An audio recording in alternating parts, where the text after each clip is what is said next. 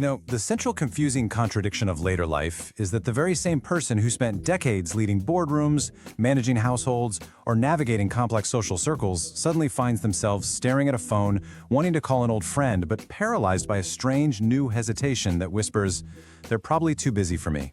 Does that feeling sound familiar? Well, you are not alone, and the most important thing to know is that it is not your fault. Today, we're going to explore why this happens and, more importantly, what you can do to get back that confident, connected life you absolutely deserve.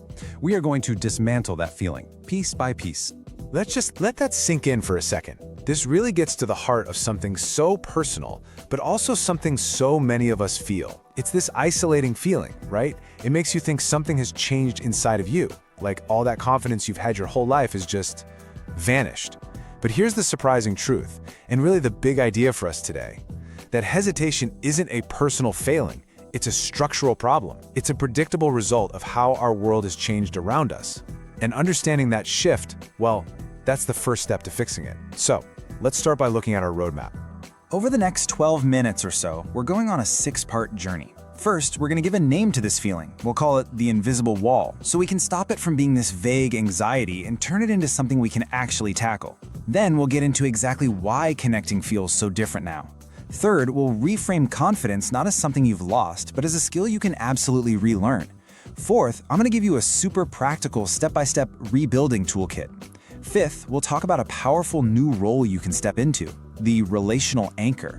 And finally, we'll wrap it all up with one simple, doable first step you can take the second we're done here.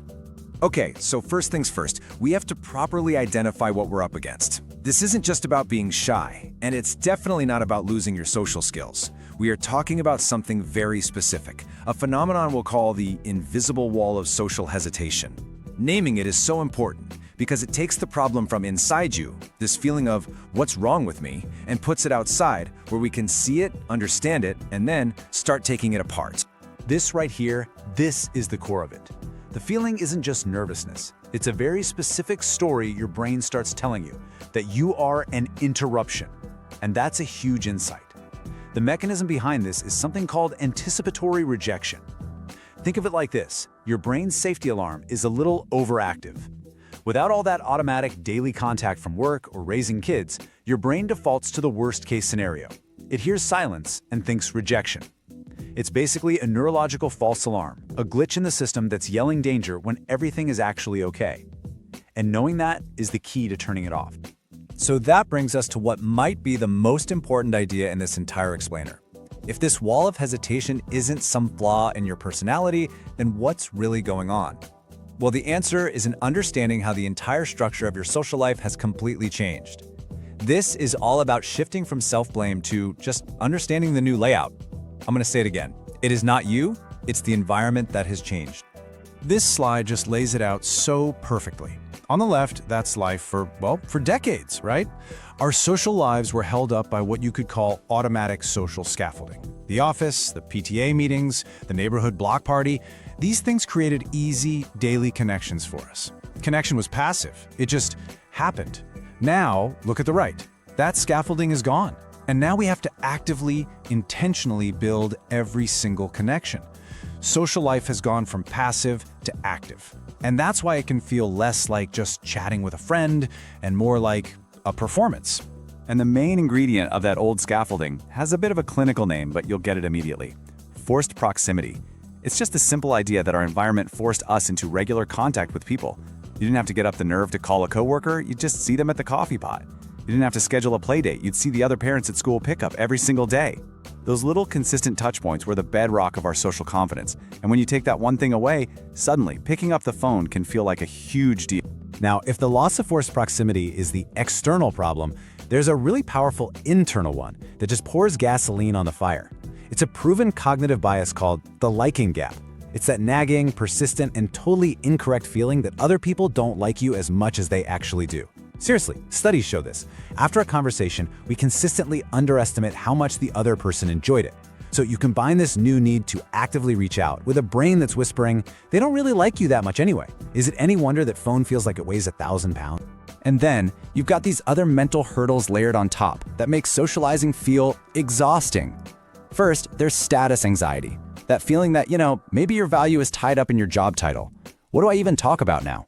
Then you've got self-monitoring, where you're so busy analyzing what you're saying that a simple phone call feels like a high-stakes performance. And finally, social script erosion. The rules have changed, right? Should I call? Should I text? How long do I wait for a reply?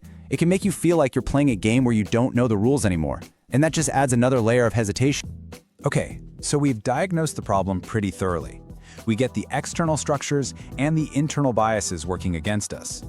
Now, that might sound a little heavy, but this is actually the most hopeful part of our whole conversation. Because if it's a structural problem, that means there's a structural solution. Confidence isn't some magic personality trait you've lost. It's a skill you already have. And like any skill, it can be sharpened and rebuilt with the right set of tools and a new game plan. Let's dig into what that looks like. So here's the crucial reframing. I really want this to sink in. Social hesitation is a cognitive error. It is not a true reflection of your worth or your social skills or how much people want to hear from you. It's a glitch in your thinking, that faulty alarm system going off because your environment changed. And the wonderful thing about cognitive errors, they can be corrected. We can debug the system. We can rewrite the code. And the tool we're going to use is called the Initiation Momentum Protocol, or IMP for short. It's a really simple three-part system designed to do just one thing: replace that paralyzing anxiety with small, low-stakes forward momentum. This is not about suddenly becoming a social butterfly overnight. It's about systematically retraining your brain with a series of small, consistent, positive experiences that prove to that faulty alarm system that the world is much safer and more welcoming than it thinks. Let's look at part 2 of the protocol, the transparency script. This is so powerful and so easy. Instead of trying to act like you're not feeling a little awkward, you just name it. A simple phrase like, "Hey, I've been in my own head about calling. It feels like it's been too long," does something amazing. It makes you human. It gives the other person permission to be real too. It just instantly disarms the whole situation and closes that liking gap we were talking about.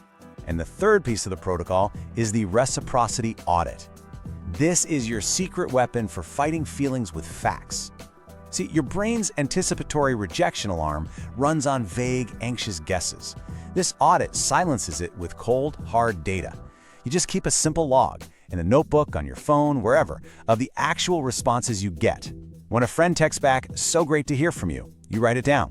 When someone calls you back, you note it. You're basically building a legal case against your own anxiety, creating undeniable proof that contradicts that worried story in your head. Okay, so we've got our protocol, the IMP. Now, how do we actually put that into practice day to day? Well, this is where we move from the big idea to 4 concrete habits. This is about you actively rebuilding your own relational scaffolding, piece by piece, on your own terms. And these 4 habits are designed to be really simple and doable. First, we'll use low-stakes signals to keep connections warm without the pressure of a big conversation. Second, we'll practice rejection reframing, which is a mental trick to protect your confidence. Third, we'll set a simple initiation quota to get past that whole should I or shouldn't I debate in our heads. And fourth, we'll use the active interest protocol to make conversations way less stressful and way more fun. Let's zoom in on rejection reframing, because this is a total game changer. The old automatic assumption when someone doesn't reply is an internal judgment. It's about me. They don't like me. Rejection reframing is a conscious choice to switch to a new assumption based on external logistics. They are busy. And let's be honest, in this crazy world, that is almost always the real reason. By intentionally choosing the logistical explanation, you protect your own feelings and make it so much easier to try again later without taking it personal. This question right here is the heart of the active interest protocol. Remember that performance anxiety we talked about? This flips the whole script. Instead of worrying about what witty thing you're going to say next, you go into a conversation with one simple goal. Ask 3 genuine questions to learn something about the other person. This shifts the spotlight off of you and onto them, which just melts away the pressure. And ironically, it makes you a way more interesting person to talk to. Now, as you start to use these tools and build these habits, something much bigger starts to happen. We're not just learning to cope here, we're actually stepping into a new, incredibly powerful role in our social circles. This is the long game, moving beyond just beating hesitation and toward a future that's defined by deep, meaningful connection. This might be the single most important piece of wisdom for this phase of life. Let's just let it sink in. Intentionality is the new proximity. In the past, our social world was built on proximity. Now it's built on intentionality. And what at first feels like a burden, that feeling that you're always the one reaching out, can be reframed as your greatest strength. You're not being needy, you're being intentional. You're not being a bother, you are being the bridge. Being the one who initiates is a profound gift, not just to yourself, but to everyone you care about. And this is the beautiful result. By practicing this intentionality, you transform. You go from being a social ghost, just kind of passively hoping someone calls, to becoming a relational anchor. You become the person who holds friendships together, the one who makes sure people feel seen and remembered.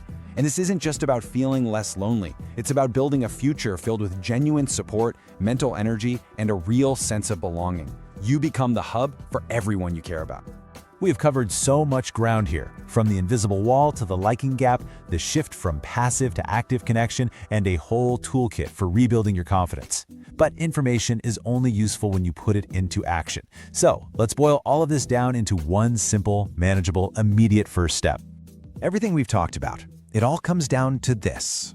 1. It all starts with one person that pops into your head, one text message, one moment where you choose to be intentional instead of hesitant. This whole transformation doesn't require some massive life overhaul. It starts with a single, small action. An action that tells your own brain, hey, connection is still possible and I am still wanted.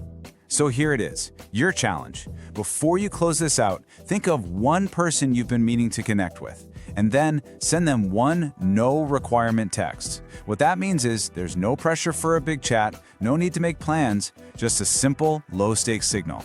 It could be a picture you took, an interesting article, or just a text that says, thinking of you and hope you're having a good week. That single act starts to build your social momentum, and it's a step you can take right now.